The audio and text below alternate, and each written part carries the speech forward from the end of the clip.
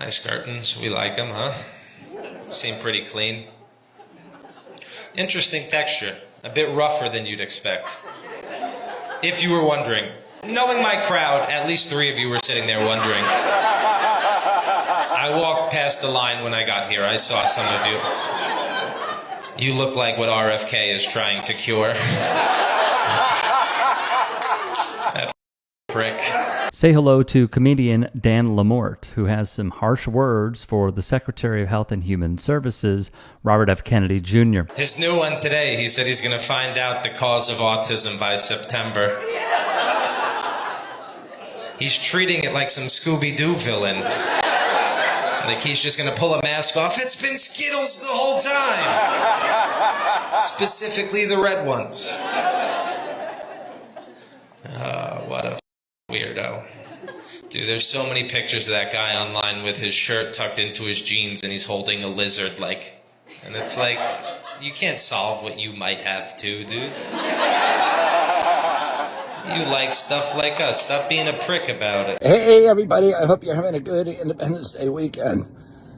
I just made my morning hike, and I caught this bluebelly. They're also called Western fence lizards. Look how beautiful that little fella is.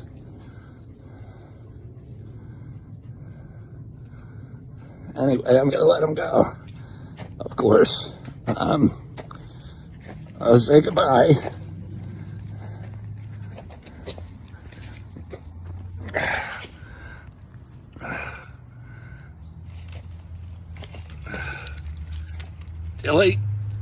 Tilly's pointing on the lizard. One of those pictures was with disgraced comedian Russell Brand, who has predictably reinvented himself as a hyper-Christian guy after allegations of sexual misconduct took place, and another Trump nominee, Dr. Oz. It's weird that's his thing. I used to joke the world was ready for an autistic president, and then we got Elon Musk. I didn't know that. Somehow one got in on a loophole. Well done. If somehow you missed RFK Jr.'s comments... This is an individual tragedy as well. Autism destroys families. More importantly, it destroys our greatest resource, which are our children.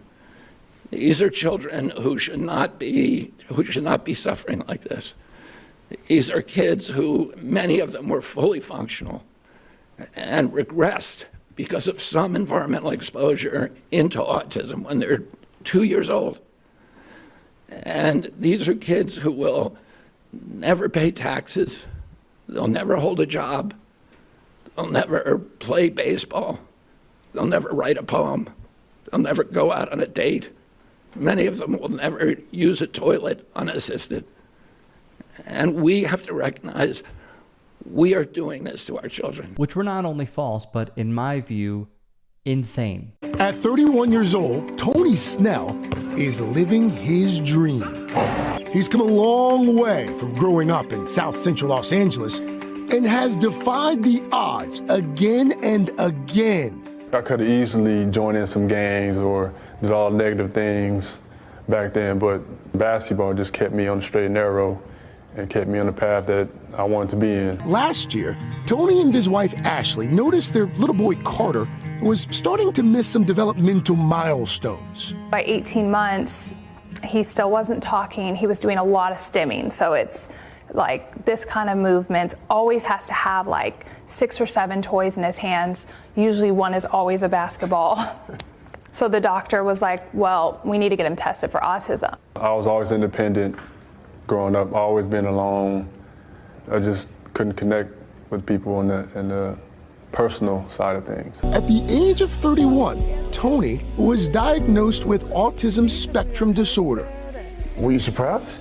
I was not surprised because I always felt different. I was just relief, like, oh, this is why I am the way I am. And it just made my whole life, everything about my life, makes so much sense. Hey guys, quick break in the action. I have a new show coming out called The Rick Strom Show. It is going to be awesome. I'm interviewing musicians, athletes, producers, writers, journalists, authors, sports doctors. Go check it out at youtube.com/@TheRickStrom Show. Also be sure to throw me a follow on Instagram, Threads, blue sky. It can all be found in the description box below. Thank you. Tony Snell, who you just saw, was a first-round draft pick by my Chicago Bulls, number 20 overall. For about 10 years, he played professionally in the NBA. He's currently in the G League. When a pair of nannies would suggest getting his son Carter diagnosed, Snell's internal alarm bells went off, and he saw what resonated with him during those tests. Thus, he would learn, after getting a test,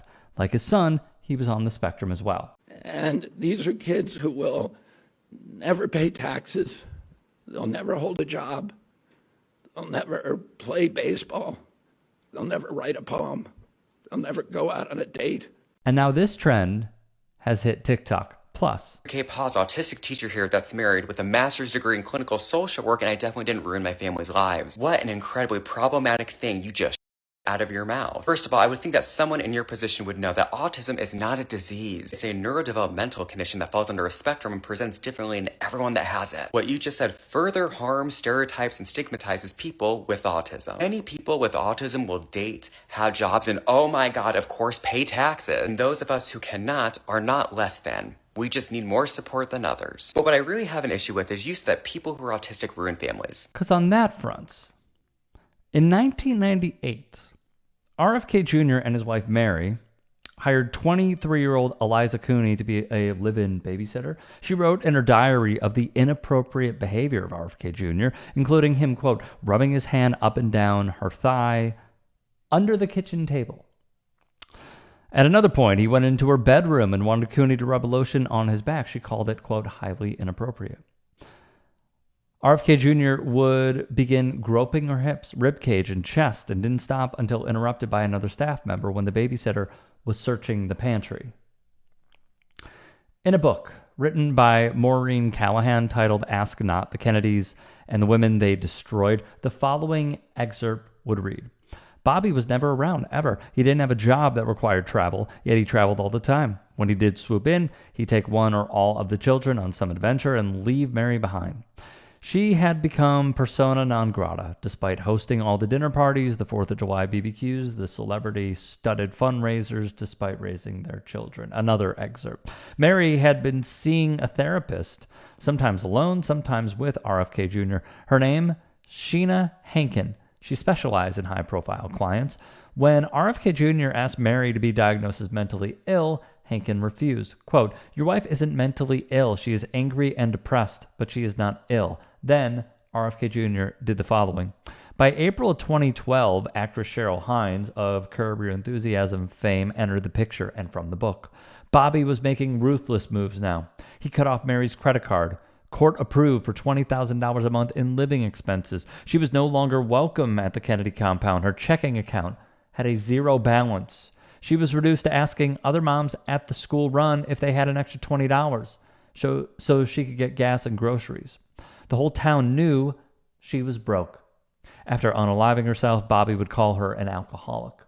Just 1 week after the funeral, in the middle of the night, without telling Mary's family, her siblings, what have you, or obtaining the required legal permit, Bobby Jr. had Mary's coffin dug up from the Kennedy family plot in the state of Massachusetts and moved 700 feet away.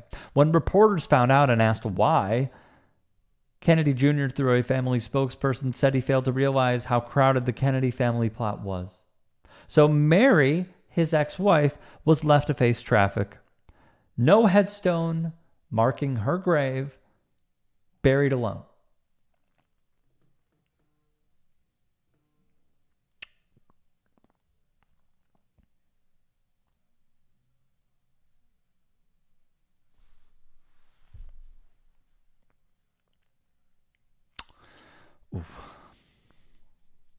During her time on Earth, Richardson claimed he misled her about the extent of his numerous affairs, branding him a sexual deviant and sex addict, as she was in possession of texts and photos from his phone related to all of this. She was alleged, also, that the anti-vax crusader, RFK Jr., previously admitted to being a heroin addict for more than a decade and was physically abusive toward her, and he also misused prescription medication. So I ask, who is ruining lives, RFK? We want to get right to that tragedy that has struck the Kennedy family. The estranged wife of Robert Kennedy Jr., Mary Richardson, was found hanging in her garage yesterday.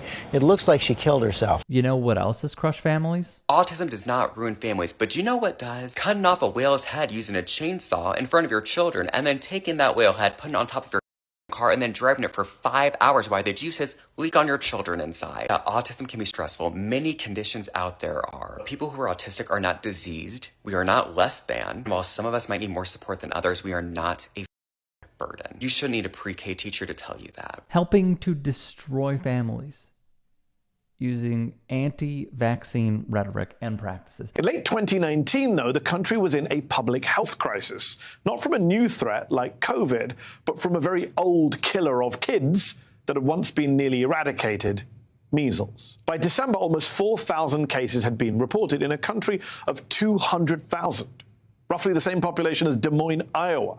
And 55 people, mostly children under the age of 4, had died. The tiny nation imposed a 2-day national lockdown. Citizens were stuck in their homes to stop the spread. Government volunteers fanned out to help families in need. An international health effort was underway. The Samoan government even asked the US CDC for help. By the time the Samoan government declared an end to the epidemic, 83 people had died. Again, most of them kids. Now remember, we're talking about measles here, a disease that was almost eliminated worldwide thanks to safe, effective and cheap vaccine. No, that was down to 67%. And in the 1-year period from 2017 to 2018, it dropped down to about 40%. What happened to send the rate so low in 2018 specifically? Well, a growing anti-vaccine movement found a story to rally around. But those facts did not matter to Samoan anti-vaxxers. Instead of telling the truth, they claimed that the vaccine itself was responsible for the deaths. And they got help from a US-based anti-vax group, Children's Health Defense, which took to Facebook to question the safety of the vaccines that those infants received. The founder of Children's Health Defense, a prominent American anti-vax activist, would later tell a Samoan newspaper that he had the Prime Minister's ear on the issue and that the island nation's leader had privately shared his doubts about the safety of immunizing the public. That activist, quote unquote, had become something of a celebrity in Samoa. He was honored as a guest of the Prime Minister. He met with local anti-vax activists. Who was this American anti-vaxxer who bragged after the epidemic about his sway with the Samoan leader? Actually, he's the reason why I'm telling you all this. When I am the President of the United States, I am going to end the chronic disease epidemic in this country. RFK Jr., who heads the anti-vax Children's Health Defense Network, which has since been banned from Facebook and Instagram for spreading misinformation. RFK Jr., who in June 2019, along with his wife, actress Cheryl Hines, was a special guest of the Samoan Prime Minister at the country's Independence Day celebration. While on that trip, Kennedy also just happened to meet with one of Samoa's most prominent anti-vaxxers, and she posted a pic of them together on Instagram, along with the hashtag #InvestigateBeforeYouVaccinate. And as more children died that November, Kennedy sent the Samoan Prime Minister a letter pressing him to investigate whether those children died not of measles, but ridiculously of exposure to the measles vaccine. Quote, children who received the live measles virus during Samoa's recent vaccination drive may have shed the virus and inadvertently infected vulnerable children. He added, it is a regrettable possibility that these children are causalities of Merck's vaccine. He probably meant casualties. Either way, he didn't know what he was talking about. Remember, Kennedy is an environmental lawyer with zero qualifications to talk about vaccines or healthcare of any kind. This man is coming after autism. He's coming after those with disabilities. And he is practicing eugenics. This should be, for everybody, a red line moment. If you can and are willing, please become a paid member here at TYT Sports. And or go to tyt.com/join. In addition, you can follow me on Twitter, Instagram, and TikTok. Appreciate it. Have a great day.